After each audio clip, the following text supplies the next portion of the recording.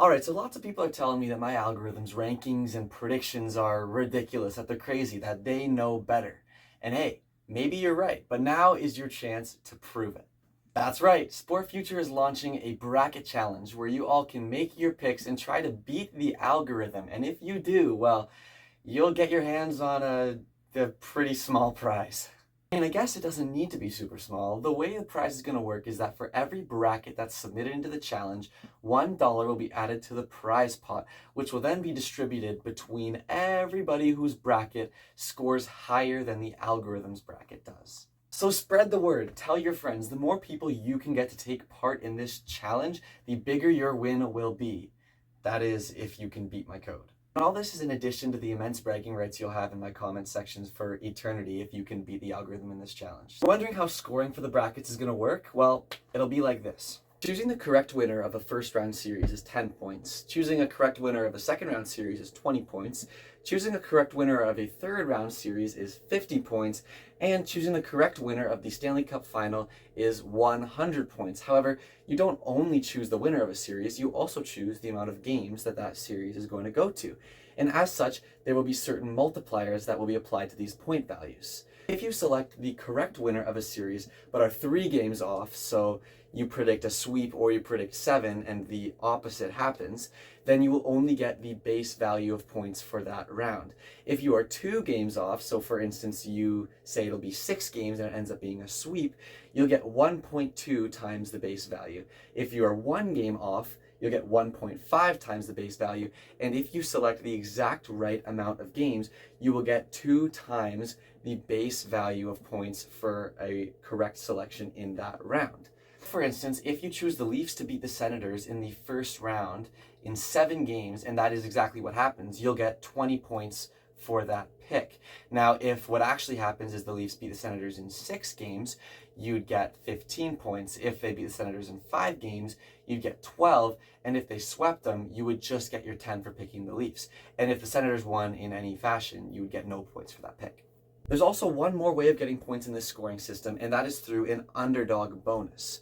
So choosing an underdog to win a series can actually win you more points. It's worth noting that points for this only apply to series where both of the teams in the matchup have previously been predicted to be in that matchup by you. So for all 8 first round series, underdog points are available. But if you want to get underdog points from a second round series, you need to have predicted both of those 2 teams that are in that matchup to have won in the first round. So underdog points only apply to matchups that you predicted to happen. The amount of points you get for correctly choosing an underdog will depend on their 1 through 16 seeding in the regular season standings.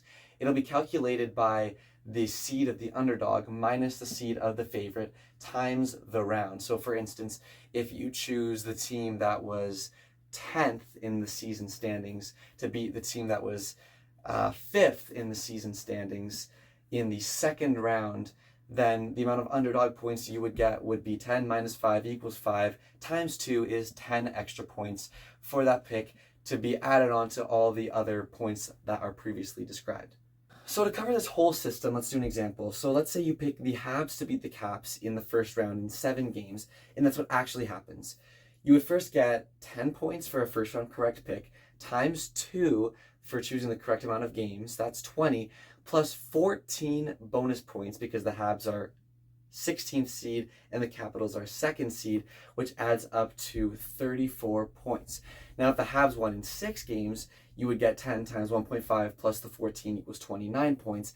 If the Caps won in any capacity, you'd get 0 points. If you have any questions about this scoring system, please ask them in the comments below. I'd be very happy to answer them, make sure everybody's crystal clear on how this works so you can try to make the most points out of your bracket. If you're curious about the algorithm's bracket selections, there will be a video posted to this channel that runs through all the algorithm's picks so you can see the bracket being created, as well as talk about the algorithm's interesting picks that it makes.